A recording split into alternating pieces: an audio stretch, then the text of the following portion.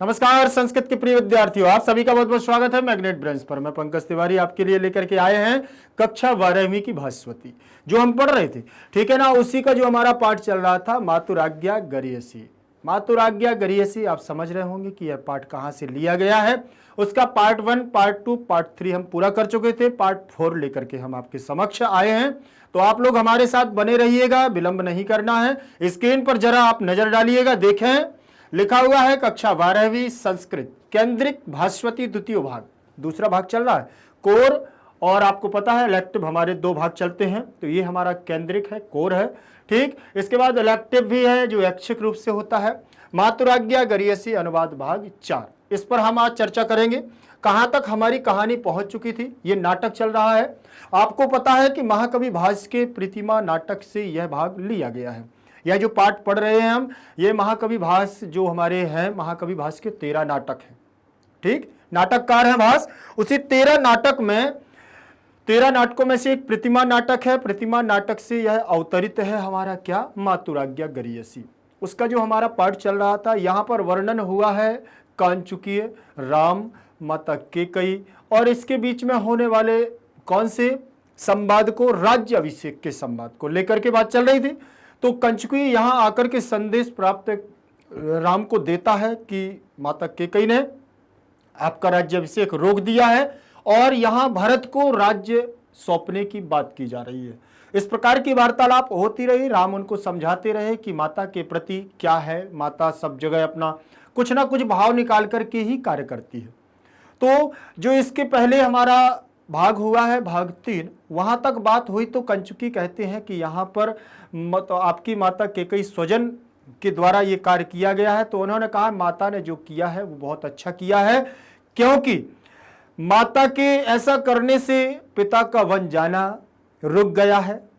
मेरा बचपन था वह पुनः पिता की छत्र छाया में रहेगा और एक प्रजा को नया राजा मिलेगा, इसमें कोई शंका नहीं होनी चाहिए।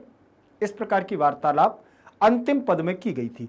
तो उसी क्रम में आगे बढ़ते हुए हम बतलाते हैं कि कंचुकी क्या कहता है। जब उन्होंने ये कहा कि पिता का वनगमन जाना रुक गया है, क्योंकि एक पुत्र को अगर राज्य अभिषेक दे दिया जाए तो पिता क्या है, अपने सारे कर्तव्यों से फिर वंचित हो जाता है, फ्री हो जाता है, ठीक। वो ये सोचता है कि अब मेरा पुत्र बड़ा हो गया है, मैंने सारा कारोबार, सारा बिजनेस उसको दे दिया है, अब मैं फ्री हो गया हूं, अब मैं संन्यास ले लूंगा, जंगल में जाऊंगा, तपस्या करूंगा, तीर्थाटन के लिए जाऊंगा।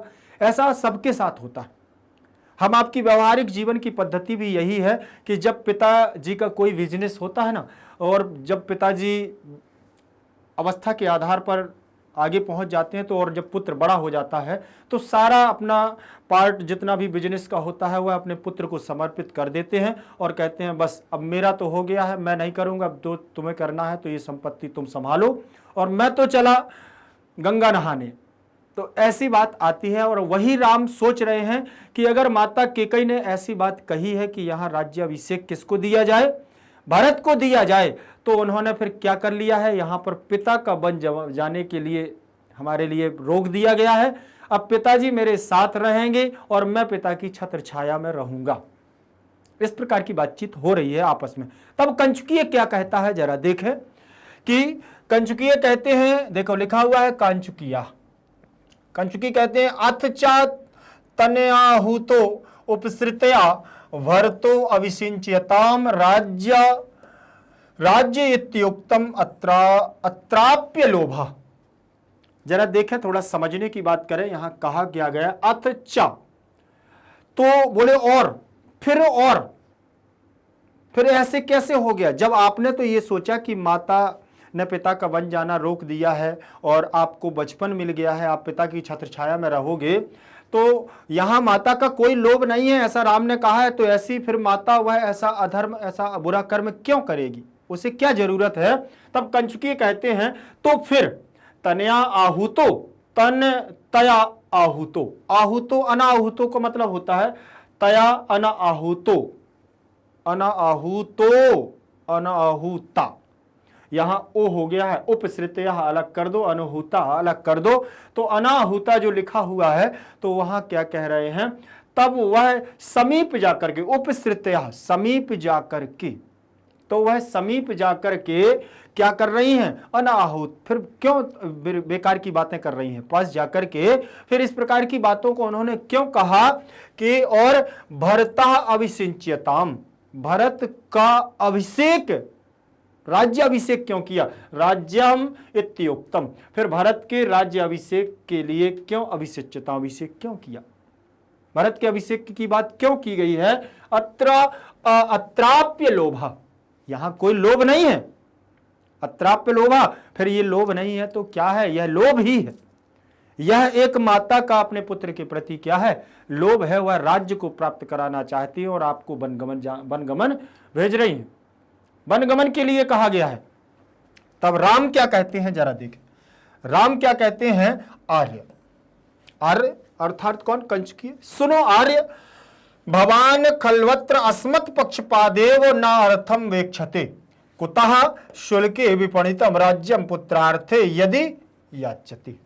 देखें जरा, भवान किसके लिए संबोधन किया गया है, उन्होंने कहा आर्य भवान खलवत्र अस्मत् पक्षपेत, आप क्या कर रहे हैं, आप मेरे प्रति एक क्या कर रहे हैं, पक्षपात की भावना रख रहे हैं, मेरे प्रति आप एक पक्षपात की भावना रख रहे हैं। ना अर्थम, आप पक्षपात की भावना को देखते हुए मुझे कह रहे हैं कि मतलब राम का राज्याभिषेक रोक दिया गया है। कुतः शुल्के विपणितम राज्यम पुत्रार्थे यति याच्यति, अर्थात अपने कोई अपने पुत्र के राज्य के अर्थ में इस प्रकार की कोई याचना नहीं करता, और अगर किया भी है तो कौन सी बात है, तस्या लोभो अत्र अस्माकं भ्रातृ राज्य अपहारिणाम, अगर, क्योंकि यहां पर बोले कि जो अस्मत् पक्षपात, आप मेरे पक्षपात के हिसाब से देख रहे हैं, लेकिन अगर उन्होंने विवाह के समय किसी को दिया हुआ वचन पूरा किया जा रहा है तो मुझे तो नहीं लगता है कि यहां पक्षपात है।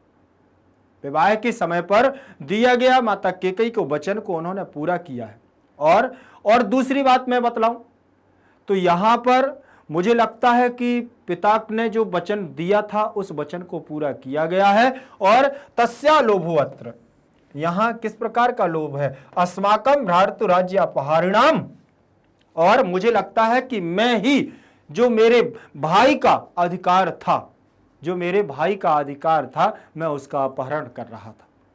जो भाई का राज्य अधिकार था, राज्य अधिकार, क्योंकि ये तो विवाह के समय ही निश्चित हो गया था ना कि माता कैकेयी को जो वचन दिए गए थे वो वचन पूरे होने थे, और हो सकता है कि उसी समय उन्होंने मन में ठान लिया हो कि राज्याभिषेक भरत का ही होगा, मतलब जो मेरी संतान होगी उसी का ही होगा। भाई नामकरण तो बाद में हुआ, लेकिन ये तो वचन उन्होंने पहले ले लिया था ना, और जब ये वचन पूरा ले लिया था तो उस समय अधिकार किसका बन गया, माता कैकेयी के पुत्र का अधिकार बन गया था कि राज्य अधिकार उन्हीं का है, राज्य पर अधिकार उन्हीं का है। मुझे लगता है कि मेरा ही ये लोभ था कि मैं क्या कर रहा हूं, अपने भाई के अधिकार को छीन रहा था। इस प्रकार की राम विनती अनुनय विनय कर रहे हैं। अब थोड़ा सा यहां देखेंगे, यहां पर कुछ व्याकरणात्मक टिप्पणी को देखें। तया अनाहुतो उपसृतया, अनाहुता अलग हो जाएगा, तया अलग हो जाएगा, यहां तयो अनाहुतो ऐसे कर सकते हैं, विसर्ग के स्थान पर क्या हो जाएगा, यहां ओ हो जाएगा। अगर ये नहीं करते हैं तो यहां अनाहुता अलग हो जाएगा और उपसृक्ता अलग हो जाएगा, और आ और उ गुण मिल करके गुण बना लेंगे। ठीक, उपसृतया, और देखें ऐसे हो जाएगा तया अनाहुता, ठीक, अनाहुत प्लस उपसृतया, उपसृतया हो गया। अब जब ये सारी चीजें हो गई तो आ के बाद उ आ गया है तो ओ बन जाएगा, आ के बाद उ आने पर ओ बन गया तो यहां गुण संधि का योग बन गया। किसका बना, गुण संधि का योग। फिर लिखा हुआ है भरतो अभिषिच्यताम, भरतः, देखिए क्या बनेगा, भरतः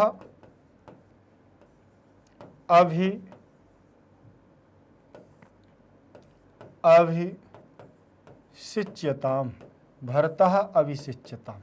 यहां आ को अवग्रह चिन्ह में परिवर्तन कर दिया, विसर्ग के स्थान पर ओ कर दिया, मतलब विसर्ग संधि, ठीक है ना।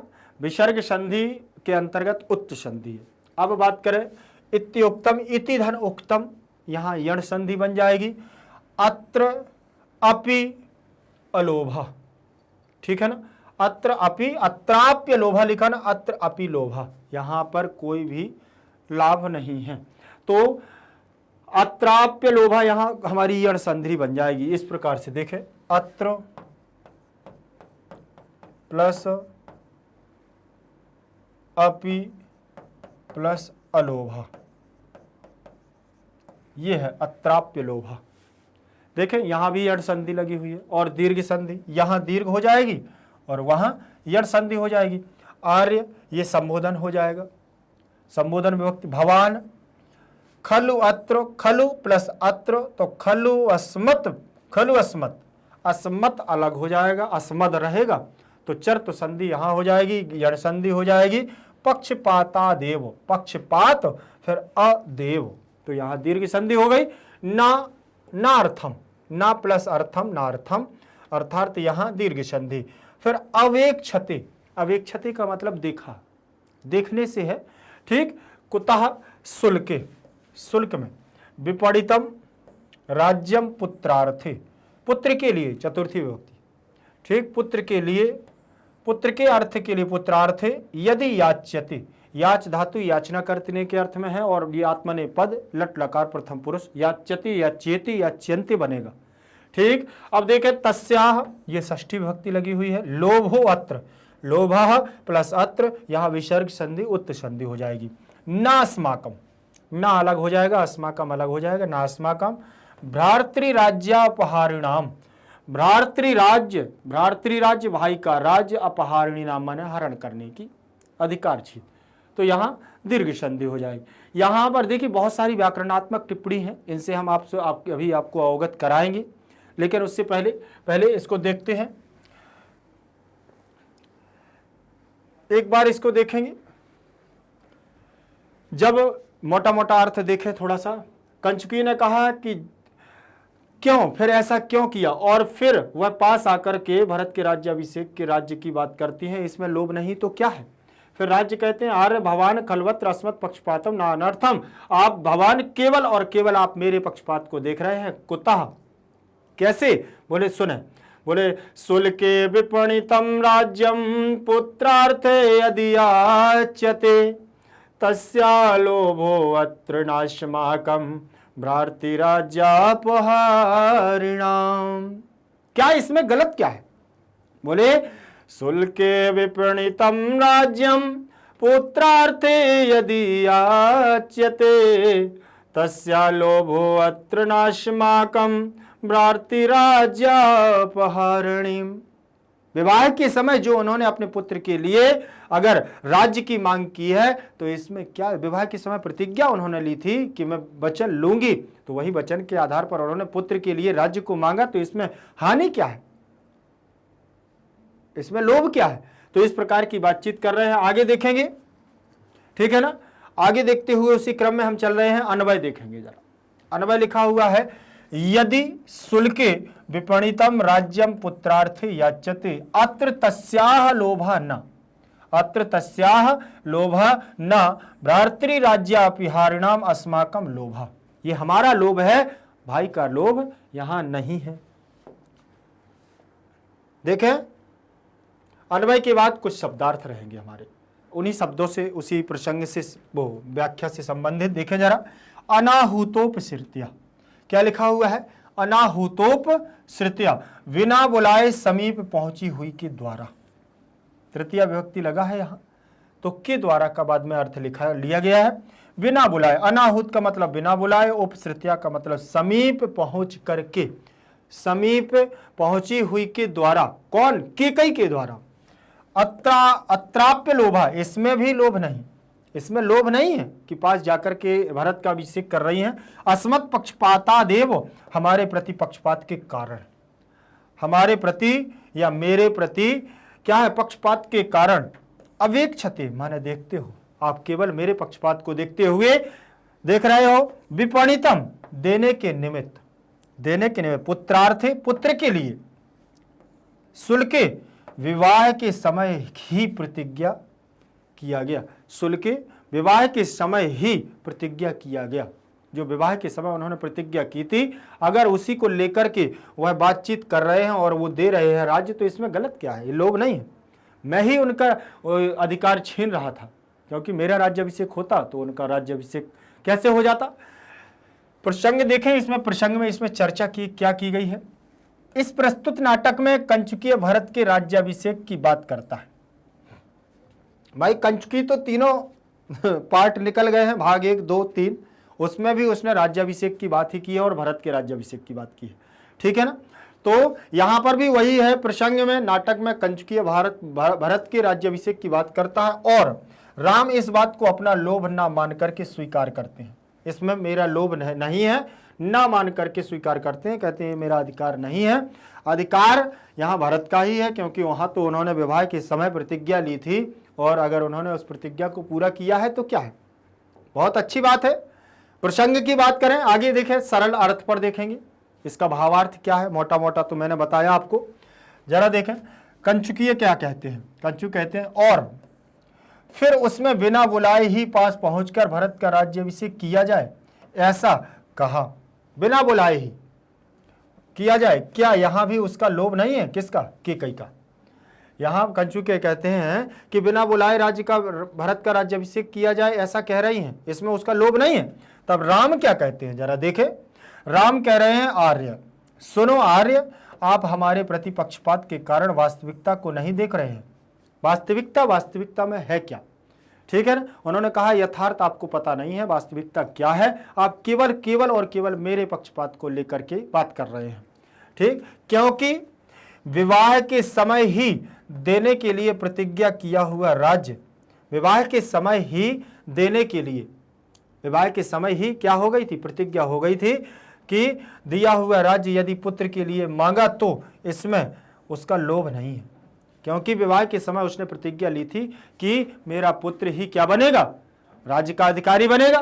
तो इसमें लोभ क्या है? अपितु भाई के राज्य अधिकार का हरण करने वाला हमारा लोभ है। और हमारा मतलब राम ऐसा कह रहे हैं, इसलिए राम का लोभ है, क्योंकि यहां पर मेरे भाई का राज्य अधिकार था। राज्य यहाँ भरत का ही राज्य अधिकार है, क्योंकि भरत ही माता केकई का पुत्र है और उन्होंने प्रतिज्ञा ली थी विवाह के समय कि मेरा पुत्र ही राज्य का अधिकारी होगा। इस प्रकार की बातचीत यहाँ हो रही है।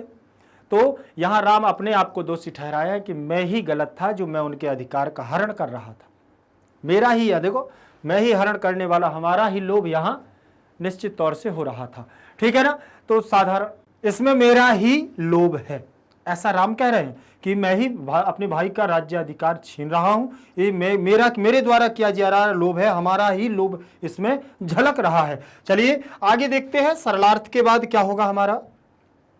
अर्थ के बाद कुछ इससे संबंधित हमारी संधियां हैं, उनको देखें। लिखा हुआ है तयानाहुतोपसृत्या, तया अनाहुतोपसृत्या, जरूर देखें, इसमें तया लिखा हुआ है, अनाहुत प्लस उपसृत्या। यहां संधि कौन कौन सी बन रही है वो देखें। पहली बात तो यहां पर जो हमारी संधि बन रही है ये अवग्रह चिन्ह आ रहा है, ठीक है ना। तो सीधे सीधे हमारा क्या हो रहा है इसमें, तया, अगर विसर्ग का लोप होता तो ठीक है, चल जाता, यहाँ तो ओ बन जाता, तयो अनाहुतो बन जाता, लेकिन यहाँ पर ओ लिख देंगे तो यहाँ पूर्व रूप संधि का योग बनेगा, आ हमारा अवग्रह में पहुंच जाएगा, तया अनाहुतो सीधे सीधे मिल जाएगा और हमारा यहाँ क्या होगा, ये आ का अवग्रह चिन्ह में परिवर्तन हो जाएगा। फिर यहाँ पर हमारी जो होगी गुण संधि होगी, यहाँ आ और प्लस उ दोनों मिलकर के क्या बनाएंगे, ओ बनाएंगे, और यहाँ पर संधि हमारी बनेगी कौन सी, आ और उ मिलकर के ओ बना लेगी, ओ बनाएगी तो गुण संधि का योग बन जाएगा। किसका बनेगा, गुण संधि का, ठीक है ना। और गुण संधि का नियम अगर बात करें तो यहाँ आद गुणा लगेगा, कौन सा लगेगा, आद गुणा, आद गुणा हो जाएगा। और आद गुणा सूत्र क्या कहता है कि अगर पहले पद में छोटा आ या बड़ा आ हो और उसके बाद अगर छोटी ई या बड़ी ई हो, छोटी ई या बड़ी ई हो तो क्या बनता है, ए बन जाता है, ये कहते हैं। और पहले पद में छोटा आ या बड़ा आ हो और उसके बाद अगर छोटा ऊ या बड़ा ऊ आ जाए तो वो बन जाता है। ये हमारी गुण संधि का नियम कहता है। ऋषि आए तो अर बनता है और लरी आए तो अल बन जाता है। ये हालांकि हमारा आधगुणा अधंगुणा तो नहीं कहता है, लेकिन गुण संधि में ये हमें बहुत सारे उदाहरण देखने को मिलते हैं। तो वो भी देखिए, जैसे ब्रह्मर्षि आ गया है, सप्तर्षि आ गया है, वसंत ऋतु आ गया है, तवल्लकारा ममल्लकारा, ठीक है ना। तो ये सारी चीजें यहाँ पर होती हैं। तो इसमें हमारी संधि होगी कौन सी? गुण संधि। गुण संधि होगी पहले में। फिर इसके बाद दिया हुआ है इत्युक्तम, इति प्लस उक्तम। क्या दिया है? इति प्लस उक्तम। तो यहां हमारी होगी कौन सी संधि? देख लें जरा, इति प्लस उक्तम। यण संधि होगी हमारी कौन सी? यण संधि। यण संधि और सूत्र रहेगा इको यड़ची, इको यड़ची। इको यड़ची हमारा सूत्र लग गया है, ठीक। इको यड़ची यण संधि संधि रहेगी। अब यहां देखें, इति प्लस युक्तम में ई और ता, ये हो गया, और यहां से ई को निकाल लिया, और उक्तम हमारा रहेगा। उक्तम ई के स्थान पर या होगा, ई त या प्लस उक्तम, हो गया ना। ये उक्तम आ गया। अब यहां से देख लेंगे तो ये ऊ आएगा, इसमें मिलेगा, ये बन गया इत्यु, और आधा का और ता, इत्युक्तम। तो क्या इसमें दिक्कत क्या है? बढ़िया से आराम से बन गया है इत्युक्तम, यण संधि का योग बना है। चले, तो यहां पर हमारी संधि कौन सी हो जाएगी? यण संधि हो जाएगी इत्युक्तम में। इत्युक्तम में यहां पर इसमें होगी हमारी कौन सी? अनाहुतोप गुण संधि, गुण संधि। यहां होगी हमारी यण संधि, यण संधि। बात करें हम भर्तो अभिसिंचिताम, भर्तः प्लस अभिसिच्यताम, भर्तः प्लस अभिसिच्यताम, इस यहां पर हमारी विसर्ग संधि। विसर्ग लगा है तो कोई वो नहीं है कि दिक्कत इसमें नहीं जानी चाहिए, लेकिन लिखा हुआ है भर्तः प्लस अभिसिच्यताम,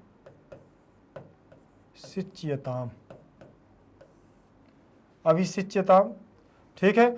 तो यहां विसर्ग के स्थान पर क्या हो जाएगा? ओ हो जाएगा। विसर्ग के अंतर्गत उत्त संधि होगी, विसर्ग प्लस उत्त संधि होगी विसर्ग के अंतर्गत। तो यहां भरत ओ ऊ की जगह, विसर्ग की जगह ऊ हो जाएगा अभी सिच्यताम, अभिसिच्यताम हो गया।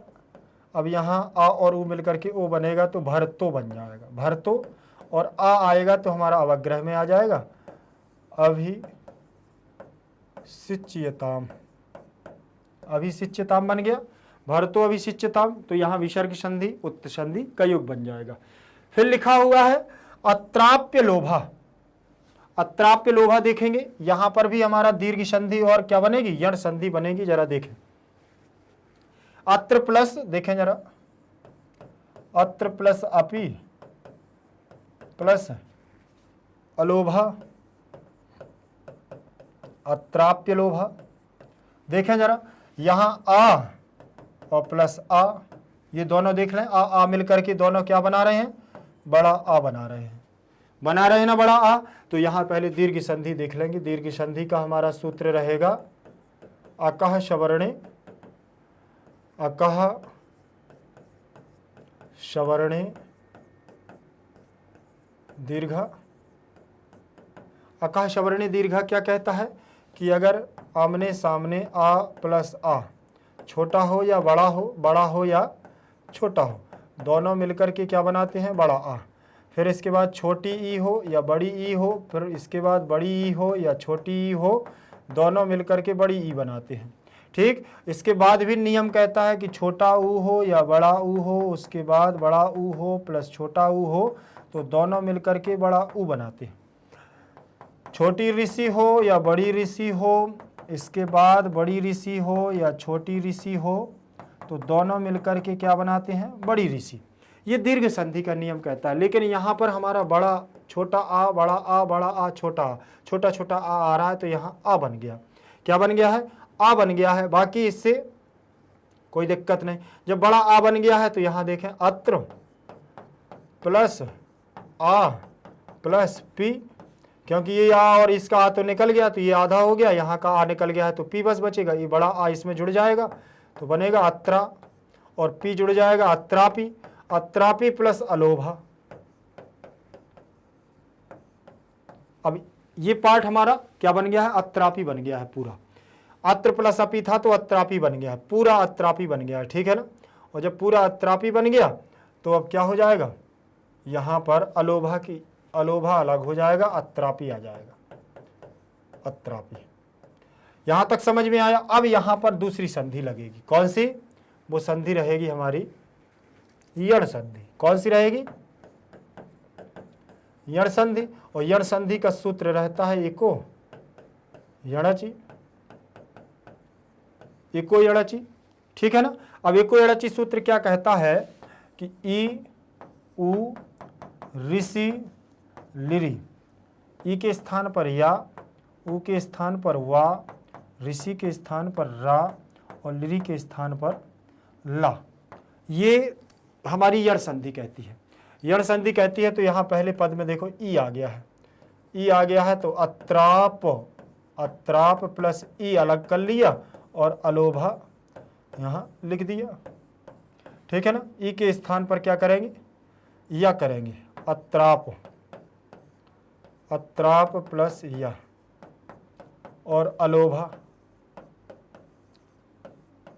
हो गया, अलोभा। अब बात करते हैं यहाँ जो या है, अब या में आ मिलाएंगे, लेकिन ये पा हमारा बीच में क्या रहेगा, आधा रहेगा, अत्राप्य, और आ जुड़ जाएगा पूरा और लोभा बचेगा, सो लोभा जुड़ जाएगा, इसमें बनेगा अत्राप्य लोभा। तो यहाँ पर दीर्घ संधि प्लस यण संधि दोनों बनेंगी, बनेंगी कि नहीं बनेंगी। बात करें हम खलवत्र अस्मत् पक्षपादेव, खलवत्र अस्मत् पक्षपाद एव, देखा जरा, ये देख लें। देखिए ये संधियां बहुत जरूरी है, आप लोग ध्यान रखिएगा। यहां दिया देखो खलवत्र अस्मत्, खलवत्र अस्मत् को पहले जानते हैं, फिर इसके बाद वहां देखेंगे। खलवत्र खलु प्लस अस्मत्, तो अस्मत्, ठीक, अस्मद लिखा हुआ है। अब अस्मद, अस्मद कर देंगे, यहां दा ना करके ता की जगह दा कर दीजिए, ठीक, अस्मद हो गया। अब बात करें हम यहाँ तो इसमें भी हमारी यण संधि का योग बनेगा, ई के स्थान पर या हुआ था और उ के स्थान पर वा और ऋषि के स्थान पर रा और लिरी के स्थान पर ला, ठीक है ना, ये निश्चित हुआ था। अब देखें यहाँ खलु, खल और उ निकाल लिया बाहर और अस्मद, अस्मद, उ के स्थान पर वा करेंगे तो खल प्लस वा प्लस अस्मद हो गया। अब यहां देख लेंगे, इसको जब जोड़ेंगे तो ये बनेगा खलवा, और ये आधा है, आ जुड़ जाएगा सो पूरा हो जाएगा अस्मद, ये बन गया खलवस्मद। यहां तक का पद बन गया खलवस्मद, ठीक है ना। जब ये पद बन गया है तो वहां देखते हैं पक्षपात। अब ये पद बन गया है हमारा कौन सा, खलवस्मद बन गया ये पद। अब इसके बाद पक्षपात एव, पक्षपात, पक्षपात प्लस एव, ये यहां देख ले तो यहां जो पक्षपात लिखा हुआ है तो यहां चर्त संधि लगेगी व्यंजन संधि के अंतर्गत। कौन सी, चर्त संधि। सूत्र रहेगा खरीचा, खरीचा अपने ही वर्ग के पहले अक्षर में परिवर्तन करेगा तो ता वर्ग, ये कौन सी दा, कौन से वर्ग का है, ता वर्ग का। देखें जरा, खलवत्रस्मद, खलवस्मद, ता हो जाएगा, मद ता की जगह, दा की जगह ता। फिर पक्षपात, पक्षपात, पक्षपात ता है ना, तो यहां पर अभी परिवर्तन करेंगे तो ये हमारा जब एक साथ बनेगा तो ये बनेगा खलवस्मद पक्षपात प्लस एव। अब देखें यहाँ सीधे सीधे इसकी मात्रा लग जाएगी, एक ही मात्रा लगेगी, तो ये बनेगा हमारा खल अस्मत् पक्षपातेव, ये बन जाएगा, सीधे सीधे ये बन जाएगा। ठीक है, तो यहाँ हमारी व्यंजन संधि है, टोटल अगर देखी जाए तो व्यंजन संधि है, और अगर वैसे बात करते हैं तो चर्त संधि है, और फिर वहाँ पर हमारी कौन सी है, सीधा सीधा ए जुड़ गया है, तो सीधा सीधा बन गया है यण संधि और चर्त संधि, दो संधियाँ हो जाएंगी। फिर लिखा हुआ है ना अर्थम वेक्षते, ना अर्थम वेक्षते, ना अर्थम फिर अवेक्षते, ना अर्थम अवेक्षते, दीर्घ संधि का योग बनेगा, जरा देखें, ना प्लस अर्थम, ना प्लस अर्थम, ना प्लस अर्थम नार्थम, यहाँ आ प्लस यहाँ आ, तो दोनों मिलकर के दीर्घ संधि का रूप बनाएंगे, अकह शवर्णे दीर्घा, अकह शवर्णे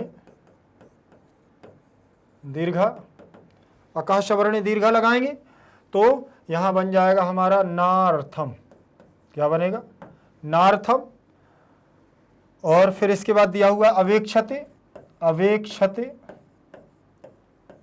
अवेक्षते दिया है, तो अवेक्षते का आ जुड़ जाएगा, तो ये बन जाएगा सीधे सीधे नार्थम अवेक्षते, अवेक्षते, ये बन गया है। तो यहाँ पर दीर्घ संधि बन जाएगी, यहाँ व्यंजन संधि हो जाएगी। ठीक है ना, तो ये संधियाँ, संधियों में ज़्यादा इस पर अभी बहुत ज़्यादा अंदर जाकर के इस पर चर्चा नहीं हो रही है। ठीक, तो समझ में आया होगा आपके। आगे देखें, आगे हमारा क्या रहेगा, देखें इसमें और भी संधियां हैं, देखें पुत्रार्थे, पुत्र प्लस अर्थे लिखा हुआ है, पुत्र प्लस अर्थे। ठीक, तो यहां पर भी हमारी दीर्घ संधि होगी, छोटा आ और प्लस छोटा आ, दोनों मिलकर के बड़ा आ बना लेंगे। तो बड़ा आ क्यों, क्योंकि दीर्घ संधि का नियम कहता है। दीर्घ संधि हमारी क्या कहती है, जरा देखें, अकह शवर्णे दीर्घा, अकह शवर्णे दीर्घा, अकह शवर्णे दीर्घ हमारा क्या कहता है कि पहले पद में छोटा आ या बड़ा आ हो, उसके बाद दूसरे पद में भी छोटा आ या बड़ा आ हो, तो दोनों मिलकर के बड़ा आ बना लेते हैं। फिर इसके बाद अगर छोटी ई हो या बड़ी ई हो पहले पद में, फिर उसके बाद दूसरे पद में भी छोटी ई या बड़ी ई हो, तो बड़ी ई बन जाती है। छोटा ऊ या बड़ा ऊ प्लस छोटा ऊ प्लस बड़ा ऊ, दोनों अगर दोनों पद में एक समान वर्ण है तो बड़ा ऊ बनता है। छोटी ऋषि प्लस बड़ी ऋषि, इसके बाद छोटी ऋषि प्लस बड़ी ऋषि आमने सामने हों तो क्या बनता है, बड़ी ऋषि बन जाती है। ये दीर्घ संधि का नियम कहता है। तो यहाँ देखें छोटा आ, पहले पद में भी छोटा आ, दूसरे पद में भी छोटा आ, तो क्या बनेगा, बड़ा आ। अब जब बड़ा आ बनेगा तो यहाँ से क्या निकल चुका है, स्वर निकल चुका है, तो त्रा त्रिशूल हमारा आधा हो जाएगा। फिर ये हमारा आ जाएगा, और अर्थे में से आ निकल गया है तो था के ऊपर रा, इतना बचेगा। अब बात करें इस आ की, तो आ इसमें जुड़ जाएगा, तो ये बनेगा पुत्रा, क्या बनेगा, पुत्रा, और थे जुड़ जाएगा तो पुत्रार्थे बन जाएगा, पुत्रार्थे। तो दीर्घ संधि हो गई है। अब इसके बाद देखिए अगली संधि की बात करें हम कि ना अस्माकम, पहले ये देख लीजिए, लोभो अत्र बाद में बताते हैं क्योंकि अभी सूत्र लिखा हुआ है। ठीक है, देखें ना अस्माकम, ना प्लस अस्माकम, यहीं से देखेंगे तो दीर्घ संधि कहती है कि पहले पद में छोटा आ, तो ना में से क्या निकाल ले हम, छोटा आ निकाल लिया। ठीक, फिर इसके बाद अस्माकम ज्यों का त्यों लिख दिया। अब आप देख पा रहे होंगे कि यहाँ से आ और यहाँ से आ देखें तो आ आमने सामने हो गए हैं, और अगर आ और आ आमने सामने हो तो क्या बनता है, बड़ा आ बनता है। ठीक, तो ये बड़ा आ बना दिया। बात करें हम यहाँ, तो ये ना हमारा हलंत बचा हुआ है, अस्माकम का यहाँ आ निकल गया है, ये दोनों वर्ण मिलकर के बीच में बड़ा आ जाएगा, और यहाँ आधा सा और माकम ये जुड़ा, स्माकम ये जुड़ा हुआ है। ठीक, इतना। अब इसको इसमें जोड़ेंगे तो ये बनेगा बड़ा ना, और ये जोड़ेंगे स्माकम, तो ना स्माकम बन गया है ना। कोई समस्या जाएगी क्या, दीर्घ संधि है, इसमें भी सूत्र रहेगा आकाश सवर्णे दीर्घा। ठीक है ना। चलो अब बात करें आगे, अब चलते हैं हम लोभोअत्र। किस पर चलेंगे? लोभोअत्र। लोभोअत्र क्या? लोभः प्लस अत्र क्या बनेगा? लोभः प्लस अत्र। पूछोगे यहां कि विसर्ग है, हाँ तो विसर्ग लगा है तो विसर्ग संधि ही होगी, लेकिन विसर्ग के अंतर्गत भी बहुत सारी संधियां हैं। तो विसर्ग के अंतर्गत यहां चलेगी हमारी उत्त संधि। कौन सी संधि? उत्त। उत्त चलेगी तो लो विसर्ग के स्थान पर होगा उ, क्या हो जाएगा? उ। विसर्ग के स्थान पर उ हो गया और अत्र रहेगा जी, और इसका आ और इसका उ दोनों मिलकर के यहां बना लेंगे गुण। क्या करेंगे? गुण। तो गुण करेंगे तो यहां ओ बन जाएगा, आ के बाद उ आता है तो ओ हो जाता है। तो लोभो और अत्र का आ है जो वह अवग्रह में परिवर्तन करेगा, खंडाकार आ में परिवर्तन करेगा, तो ये बनेगा लोभोअत्र। क्या बनेगा? लोभोअत्र। समझ में आया? जब लोभोअत्र बन गया तो यहां हमारी विसर्ग संधि और विसर्ग के अंतर्गत उत्त संधि। अगर उत्त संधि नहीं मिलती है तब विसर्ग लगाइएगा। विसर्ग और उत्त दोनों अगर विकल्प भाव में मिलते हैं तो आप उत्त संधि लगाएंगे, तभी आपकी सही होगी। चलें अब आगे बात करते हैं, उसी क्रम में चल रहे हैं, ठीक है, उसी क्रम में आगे पढ़ेंगे और पद परिचय पर चलते हैं। किस पर? पद परिचय। देखिए प्रत्येक पार्ट अभी हम लोगों ने 3 भाग पूरे कर लिए, ये हमारा चौथा भाग पूरे चल रहा है। चौथे भाग में, इसके पहले 3 भागों में भी पद परिचय आप लोगों ने पढ़े, ठीक, लेकिन उसको मैं बता दूं कि पद परिचय क्या होते हैं। एक शब्द रूपों पर आधारित होते हैं, एक धातु रूपों पर आधारित होते हैं। तो इसमें पूरे शब्द का एक इंट्रोडक्शन दिया जाता है, अर्थात उनकी पूरा बायोडाटा दिया जाता है कि ये कहाँ से आया है, इसमें क्या क्या जुड़ा हुआ है, क्या क्या है, वही परिचय कहलाता है। ठीक, शब्द रूपों पर आधारित हमारे पद परिचय होंगे। सबसे पहले लिखा है अनाहुतोपसृत्या। अनाहुतोपसृत्या में अनाहुतोपसृता शब्द है। क्या है? अनाहुतोपसृत्या, श्रिता शब्द है, स्त्रीवाची शब्द है, पहली बात, ठीक। और अगर बात करें तो ये शब्द क्या है? ये हमारा तृतीय विभक्ति एक वचन में रूप बनता है। कैसे? जैसे आप देखें, ये लिखा हुआ है रमा, रमाम, रमया। क्या बना है? रमा, रमाम, रमया बना है ना, रमा, रमाम, रमया। तो यहां जो लिखा हुआ है स्थिरता, स्थिरताम, स्थिरतया, स्थिरता, स्थिरताम, स्थिरतया, तो ये देखो ये लिखा है स्थिरता, स्थिरतया। तो यहां एक हमारा जो कंफ्यूजन था वो दूर हो चुका है। ये तृतीय विभक्ति एक वचन का रूप है स्त्रीलिंग का, ये तो बन गया। और मूल शब्द की बात करें तो अनाहुतोपसृता मूल शब्द दे दिया। अब बात करते हैं कि इसमें कोई उपसर्ग भी लगा हुआ है, तो हम बात करेंगे कि यहां पर अन उपसर्ग लगा हुआ है। अन प्लस आहूत, आहूत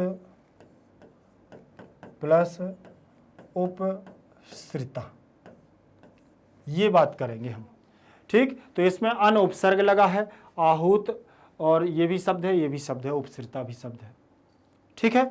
और ये शब्द जो है ये तृतीय विभक्ति एक वचन का हमारा रूप है। अब यहां से इसका ये परिचय हुआ।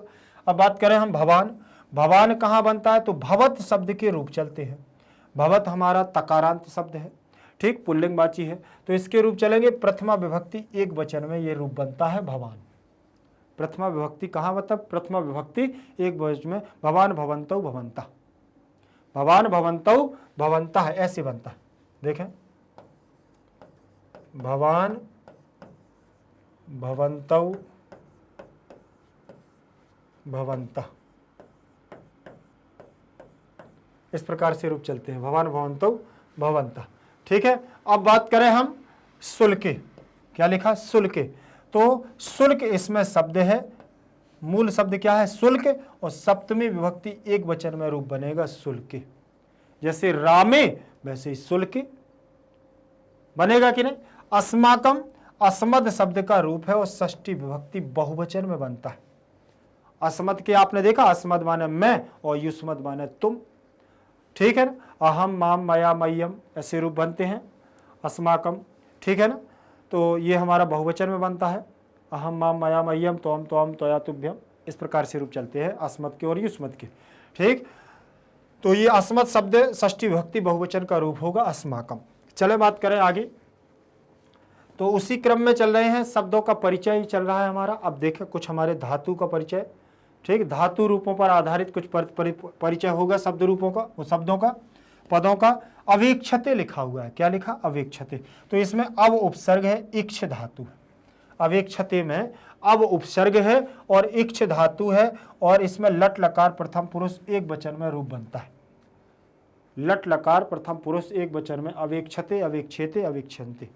ठीक है, अब बात करें इसमें कि ये आत्मने पद में रूप बनेगा, किस में बनेगा, आत्मने, आत्मने पद में रूप बनेगा। ठीक, तो ऐसे बनेगा, अवेक्षते, अवेक्षेते, अवेक्षन्ते, अवेक्षते, अवेक्षेते, अवेक्षन्ते, इस प्रकार से रूप बनेगा। ठीक है ना। लोट, ये प्रथम पुरुष एक वचन का है, लट लकार का है। वर्तमान काल, ये वर्तमान काल है, याद रखना, वर्तमान काल। ठीक, इक्ष धातु है तो आ के बाद ई आ रही है, तो यहाँ गुण हो गया है, और छते में लिखा हुआ है तो यहाँ जो हमारा प्रत्यय जुड़ेगा तो यहाँ आ जाएगा रूप। ठीक, देखें अभिसिच्यताम, अभिसिच्यताम आपने देखा होगा, ये कहाँ का है। अभिसिच्यताम लोट लकार प्रथम पुरुष द्विवचन का रूप है। किसका रूप है, द्विवचन का रूप है। प्रथम पुरुष द्विवचन में बनता है, अभिसिच्यताम लोट लकार, ये एक वचन नहीं होगा, यहाँ द्विवचन होगा हमारा। ठीक है ना, अभिसिच्यताम। अभी उपसर्ग है, सिच धातु है, लोट लकार आज्ञार्थक है, और रूप कैसे चलेगा, ऐसे चलेगा, देखो, अभिसिच्यत, अभिसिच्यताम, सिच्यताम, अभिसिच्यन, अभिसिच्यन, अभिसिच्यन, ये बनेगा। फिर यहाँ बनेगा अभिसिच्य, बनेगा अभिसिच्य, यहाँ बनेगा अभिसिच्यम, अभिसिच्यतम, और यहाँ पर बनेगा अभिसिच्यत, अभिसिच्यत, यहाँ अभिसिच्यत बन जाएगा। फिर ऐसे ही हमारे, ये हमारा मध्यम पुरुष हो गया, ये हमारा प्रथम पुरुष, ये इसी प्रकार से उत्तम पुरुष आ जाएगा। ठीक, बस ये दोनों थोड़ा सा ध्यान रखना है। तो ये अभिसिच्यताम हमारा द्विवचन का रूप होगा, यहाँ एक वचन का नहीं। ठीक, चलिए आगे देखेंगे। याच्यते लिखा हुआ है, तो याच्यते भी याद रख लेना है कि कर्म कारक लट लकार आत्मने पद की क्रिया है, ये आत्मने पद। आत्मने पद में बनेगा, याच धातु रहेगी इसमें, तो ऐसे बनेगा याच्यते, याच्येते, याच्यन्ते, क्या बनेगा, याच्यन्ते। ठीक है, तो ये हमारा याच्यते जो बना है प्रथम पुरुष, देखो एक वचन का लट लकार का रूप बना हुआ है, लेकिन आत्मने पद का। किसका, आत्मने पद का। ये शब्द रूपों का परिचय। ठीक है, शब्द रूपों के परिचय के बाद उसी क्रम में चलेंगे हम समास पर। देखें जरा, समास को देखेंगे हम। ठीक है ना, देखें, पहला रहेगा अनाहुतोपसृत्या। अनाहुतोपसृत्या में कौन सा समास है, सबसे पहली बात। पहले देखिए, मैंने आप लोगों को कई बार शायद आप लोगों ने देखा होगा कि मैंने आपको बताया है कि जब किसी ऐसे शब्द के साथ में एक उपसर्ग ऐसा लगा हो जो नकारात्मकता को प्रदर्शित करता हो, ठीक, तो अर्थात जैसे आ गया, आ हमेशा आपने देखा होगा, जैसे अजय, मतलब जो जीता ना जा सके वो अजय, जो अमर, जो मर ना सके वो अमर, तो आ नकारात्मकता को दे रहा है ना, जो कभी है ही नहीं। तो अन भी हमारा क्या है, नकारात्मकता। तो यहां भी अन उपसर्ग लगा हुआ है, तो यहां पर हमारा नई तत्पुरुष समास का योग बनेगा। किसका, नई तत्पुरुष का। लेकिन जब श्रुतिया पूरा लिखा हुआ है, पूरे शब्द का पद निकालेंगे, अर्थ निकालेंगे, तब क्या करेंगे, तो उन्होंने कहा न आहूतः अनाहूतः उपश्रुतिया या तया। अब उपश्रुतिया लग गया है, तो यहां कौन सा हो गया, बहुब्रीहि समास हो गया। ठीक है ना, आहूता अनाहूता उपश्रिता या तया, बहुब्रीहि समास, बहुब्रीहि समास हो गया। अलोभ, देखिए, न लोभः इति अलोभः, नई तत्पुरुष समास हो गया कि नहीं हो गया। अब देखेंगे अस्मत् पक्षपातात, अस्मत् पक्षपातात, यहां पंचमी विभक्ति लगी है, लेकिन अस्मत् पक्षपातात, मम पक्षपातात, मेरा पक्षपात, षष्ठी तत्पुरुष समास। ठीक। पुत्रार्थे, पुत्रस्य अर्थे, पुत्र के अर्थ के, तो षष्ठी तत्पुरुष का के की षष्ठी विभक्ति लगी। भ्रातृ राज्य अपहारिणाम, तो यहां पर भी देखें भ्रातृणाम राज्यस्य अपहारिणाम, षष्ठी तत्पुरुष समास। क्या हो गया? षष्ठी तत्पुरुष समास। ठीक है। तो साधारणतः देखिए समास देखिए थोड़ा सा हो सकता है आपको कम समझ में आ रहा हो, क्योंकि यहां पर इसको ज्यादा अपन क्या नहीं कर पा रहे हैं, एक्सप्लेन नहीं कर पा रहे हैं। ठीक। क्योंकि एक सब पहले समास को अगर देखेंगे तो पहले समास का नियम क्या है, उस समास का अगर विग्रह करना है तो कैसे करना है, उत्तर पद के साथ क्या व्यवहार करना है और पूर्व पद के साथ क्या व्यवहार करना है, ये सारे नियम अपने को आना चाहिए। और हर समास का अपने को क्या है, सूत्र भी पता होना चाहिए। ये सारी चीजें होती हैं, और अगर ये आपको सूत्र वगैरह आते हैं तो आपको शायद ये समझ में आ जाते होंगे, लेकिन नहीं भी आ रहे हैं तो थोड़ा सा अपन को इसमें प्रयास करना पड़ेगा। और अगर मैं समास के अंदर गया तो फिर बाहर निकल पाना मुश्किल पड़ जाएगा, इसीलिए इसको अपन ग्रामर में विशेष रूप से देखेंगे। ठीक है ना। चले आगे देखेंगे। समास के बाद प्रत्यय पर चलते हैं। प्रत्यय क्या कह रहा है देखें। प्रत्यय देखें, उक्तम लिखा हुआ है, सबसे पहले लिखा हुआ है उक्तम। उक्तम जो पद है वह बना कैसे है, तो इसमें वच धातु है। कौन सी धातु है? वच धातु है, और कित प्रत्यय है।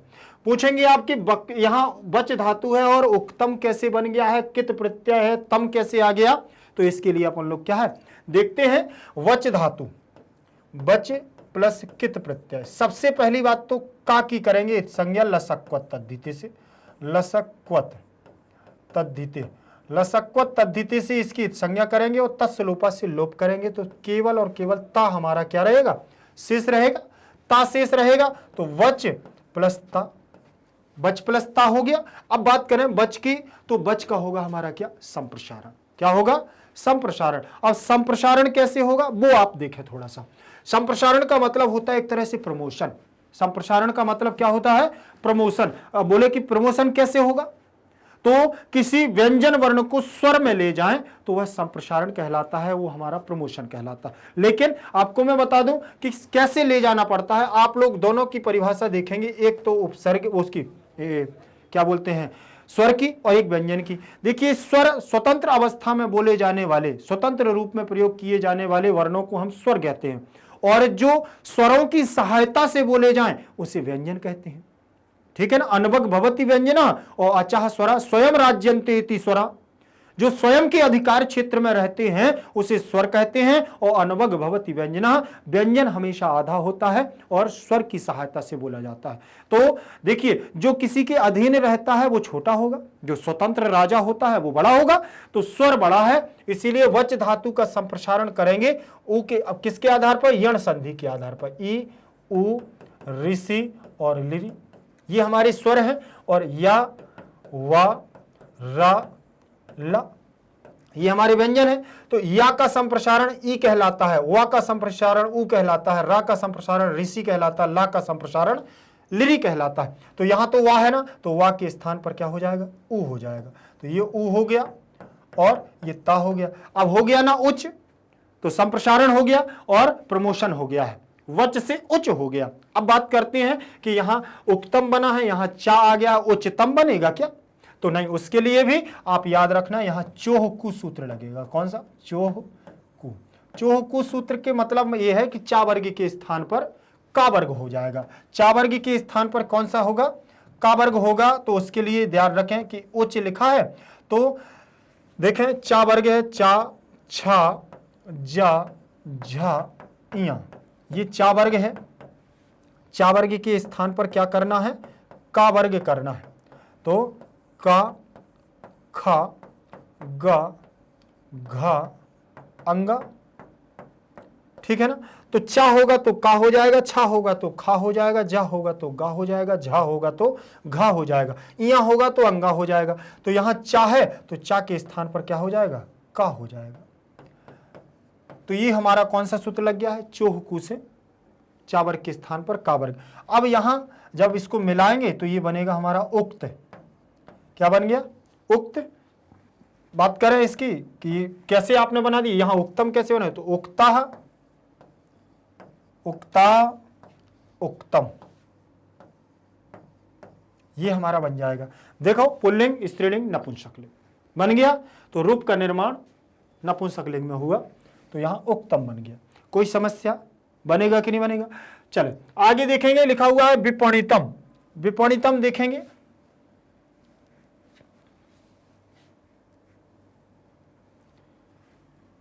विपणितम बी उपसर्ग है और पण हमारी धातु है और कित प्रत्यय है, तो यहां पर भी सेम कंडीशन हमारी रहेगी।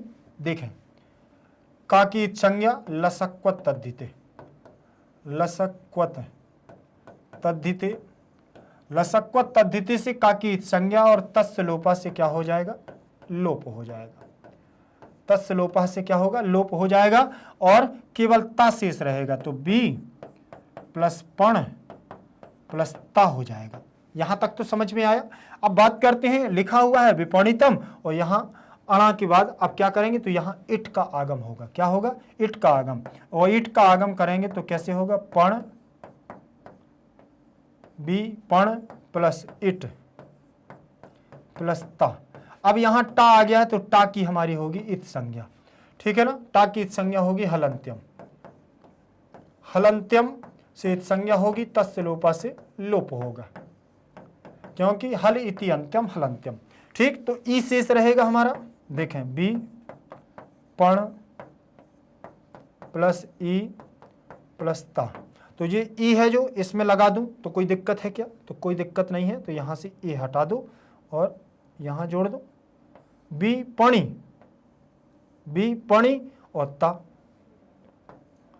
ठीक है, इतना हो गया। अब इसको जोड़ेंगे तो बी पणी त, ठीक, विपणितः, विपणिता, विपणितम, विपणितम बन गया। विपणितम, इस प्रकार से ये प्रत्यय हमारी बनेंगे। अब इसमें से प्रत्यय क्या है? प्रत्यय तो आप इसमें कित प्रत्यय, इसमें कित प्रत्यय, इसमें वच धातु, इसमें पण धातु, इसमें भी उपसर्ग लगा हुआ है, बस, ठीक है। तो यहां दोनों आप लोगों को प्रत्यय समझ में आए होंगे। अब प्रत्यय के बाद आगे चलते हैं, आगे देखते हैं। प्रत्यय के बाद उसी क्रम में हमारा कुछ प्रश्न रहेंगे, इस गद्यांश पद जो हमारा पैराग्राफ है उसी से, जो नाटक का अंश हम देख रहे हैं। देखा लिखा हुआ है नाट्यांशम पठित्वा अधोलिखितान प्रश्नान उत्तरत। नाटक के अंश को पढ़ करके, इसमें कित्वा प्रत्यय लगा हुआ है पठित्वा में, पठ धातु है, कित्वा प्रत्यय है, तो यहाँ पठित्वा बना हुआ है, इसका अर्थ निकलेगा पढ़कर। तो नाट्यांशा, नाट्य प्लस अंशा, नाट्यांशा दीर्घ संधि हो गई है, नाटक के अंश को पढ़कर यहां तक। अधो लिखित, अधो माने नीचे, अधा, अधा मतलब नीचे, तो विसर्ग संधि है, अधा प्लस लिखित, तो अधा अधो लिखित, तो नीचे लिखे हुए प्रश्नान माने प्रश्नों को, प्रश्नों को द्वितीय विभक्ति प्रश्नान, जैसे रामान वैसे प्रश्नान, तो दोनों प्रश्नों को नीचे लिखे हुए प्रश्नों को उत्तरत माने उत्तर दो। ये लोट लकार आज्ञार्थक प्रथम पुरुष एक वचन का रूप है उत्तरत, ठीक है ना। अच्छा सॉरी, मध्यम पुरुष बहुवचन का रूप है उत्तरत, ठीक। तो नाटक के अंश को पढ़ करके नीचे लिखे हुए प्रश्नों को के उत्तर दो। अब लिखा हुआ एक पदेन उत्तरत, क्या लिखा है? एक पदेन उत्तरत, अर्थात एक पद के द्वारा उत्तर दो, एक पद के द्वारा उत्तर दो। सबसे पहले लिखा भरतः अभिषिच्यताम राज्यम इति का कथयति। भारत के राज्य के अभिषेक के लिए कौन कहता है? ठीक है ना। किसने कहा है कि भारत का राज्य अभिषेक होना चाहिए?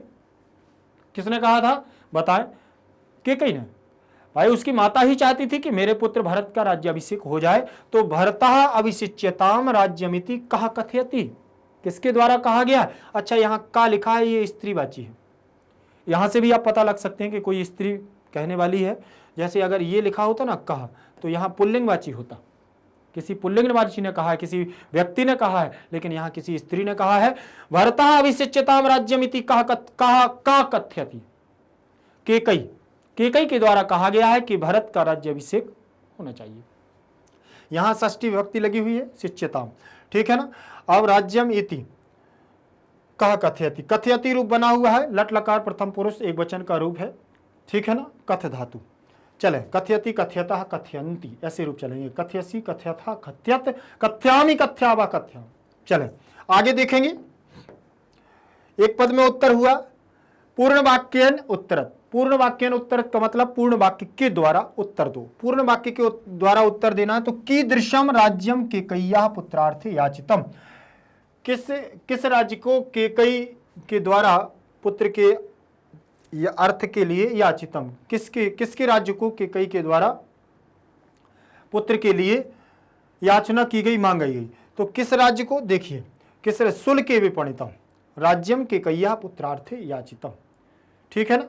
शुल्के, विवाह के समय कब उन्होंने, देखिए उन्होंने कहा कि दृश्यम, या किस प्रकार से राज्य या कहां पर राज्य को केकई के द्वारा पुत्र के लिए याचित किया गया, मांगा गया था।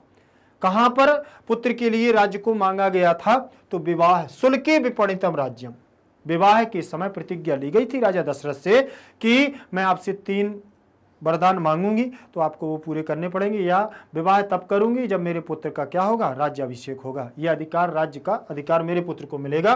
केकय्याः पुत्रार्थे याचितम, केकई के द्वारा पुत्र के लिए याचित किया गया था। यहाँ तृतीया, यहाँ षष्ठी विभक्ति लगा गया है, ठीक है ना, षष्ठी विभक्ति। अच्छा यहाँ षष्ठी विभक्ति नहीं, यहाँ के द्वारा, केकई के द्वारा तो तृतीय विभक्ति होगी, यहाँ विसर्ग नहीं होगा। केकई के द्वारा पुत्रार्थे माने पुत्र के लिए, याचितम माने मांगी गई, क्या, राज्य, मांगा गया राज्य, शुल्के विपणितम, विवाह के समय, विवाह के समय मांगा गया। चले आगे देखेंगे, पूर्ण वाक्य उत्तर था, ये पूर्ण वाक्य में उत्तर देना था। तो कीदृशम राज्यम केकय्याः पुत्रार्थे याचितम शुल्के विपणितम राज्यम केकय्याः पुत्रार्थे याचितम। अब अगला प्रश्न दिया हुआ है कि निर्देशानुसारम उत्तरत, निर्देशानुसारम उत्तरत, अर्थात निर्देश के अनुसार उत्तर को देना है।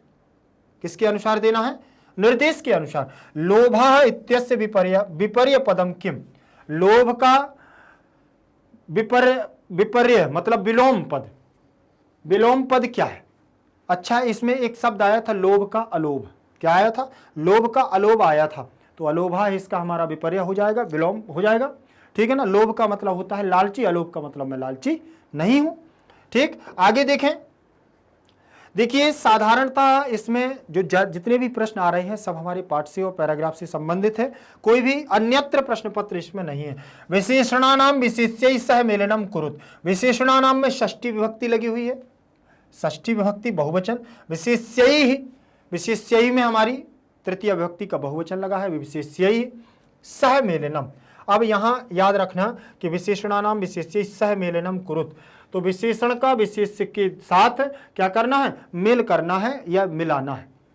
यहां तृतीया क्यों लगी है, ये सह के कारण, सह साकम समम सार्धम तृतीया, सह के योग में, साकम के योग में, सार्धम के योग में तृतीय विभक्ति लगती है। मेलनम कुरुत माने मेल करो, और ये आज्ञा लोट लकार का है, क्री धातु से कुरुत बना हुआ है, मध्यम पुरुष बहुवचन का रूप कुरुत। तो विशेषणों के साथ में विशेष का क्या करना है, मेल करना है। देखें तया भारतीय राज्य अपहारिणाम विपणितम अनाहुतोपसृत्या अस्माकम राज्यम, ठीक है ना।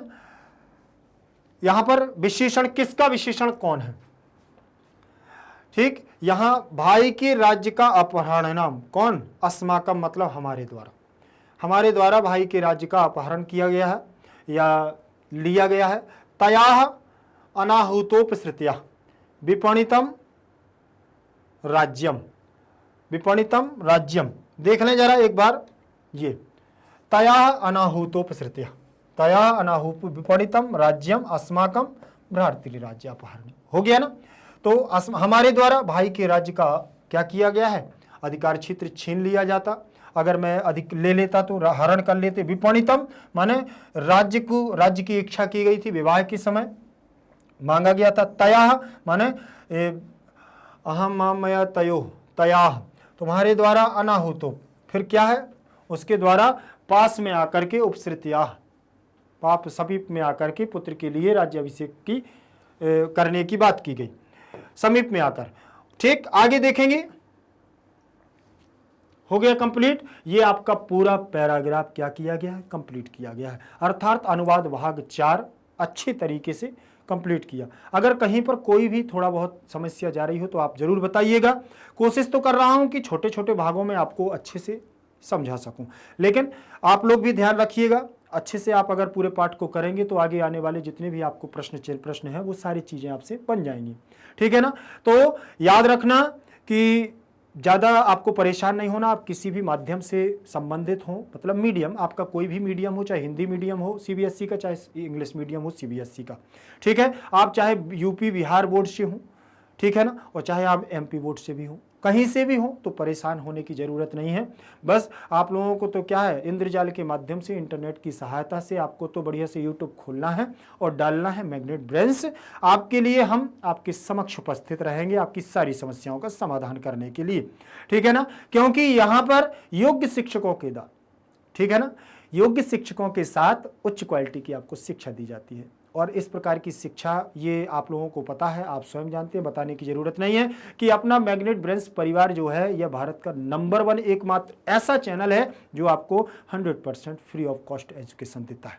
ठीक है ना, आपको मतलब 100% सत्य है ये बात कि आपको यहाँ पर कोई शुल्क नहीं देना होता।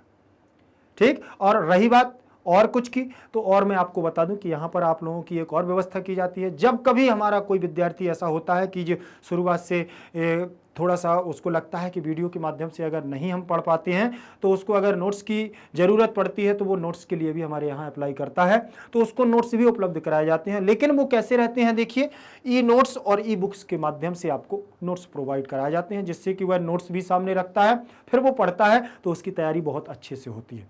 ठीक, इसीलिए आप नीचे लिंक पर डिस्क्रिप्शन बॉक्स पर जाएंगे तो आप संपर्क करें तो आपके पास नोट्स भी आप पा सकते हैं।